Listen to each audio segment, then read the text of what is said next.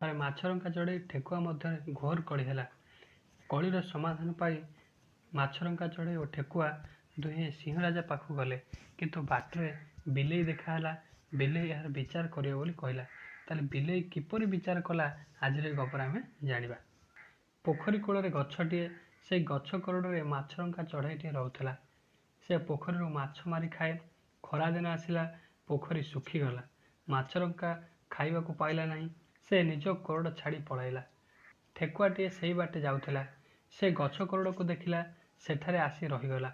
ବର୍ଷା ଦିନ ଯେପରି ଆସିଲା, ପୋଖରୀରେ ପୁଣି ପାଣି ଭରିଗଲା। ମାଛରଙ୍କା ନିଜ କୋରଡ଼କୁ ଫେରି ଆସିଲା। ଠେକୁଆକୁ ସେଠି ଦେଖି ମାଛରଙ୍କା ରାଗିଗଲା। ଦୁଇ ଜଣଙ୍କ ଭିତରେ ଘୋର କଳି ହେଲା। ଠେକୁଆ ମାଛରଙ୍କା ଦୁଇ ଜଣ କୋରଡ଼କୁ ନିଜ ଘର ବୋଲି କହିଲେ। ଠିକ୍ ବିଚାର ପାଇବା ପାଇଁ ସେମାନେ ସିଂହରାଜାଙ୍କ ପାଖକୁ ଗଲେ। ବାଟରେ ଗୋଟିଏ ଗଛ ତଳେ ବିଲେଇଟିଏ ବସିଥିଲା। ସେ ଆଖି ବୁଜି ତପ କରୁଥିଲା। ଠେକୁଆ ଓ ମାଛରଙ୍କା ବିଲେଇକୁ ସାଧୁ ବୋଲି ଭାବିଲେ। ତା ପାଖକୁ ଗଲେ। ତାକୁ ବିଚାର କରିବାକୁ କହିଲେ। ବିଲେଇ ଆଖି ଖୋଲି ଅନାଇଲା। ସେ କହିଲା, ମୁଁ ବୁଢ଼ା ହୋଇଗଲିଣି। ମୋତେ କିଛି ଶୁଣାଯାଉନି। ମୋ ପାଖକୁ ଆସ। ସବୁ କଥା ବଡ଼ ପାଟିରେ କୁହ। ବିଲେଇ କଥାରେ ଠେକୁଆ ଓ ମାଛରଙ୍କା ତା ପାଖକୁ ଗଲେ।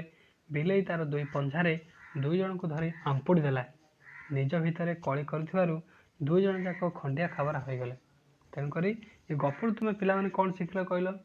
ଏ ଗପରୁ ତୁମେ ଏହା ଶିଖିଲ ଯେ କେବେ ହେଲେ ନିଜ ନିଜ ଭିତରେ କଳି କରିବନି। ତୁମେ ଯଦି ନିଜ ନିଜ ଭିତରେ କଳି କରିବ, ତାହେଲେ ତୃତୀୟ ଜଣ ତୁମର କ୍ଷତି କରିପାରେ।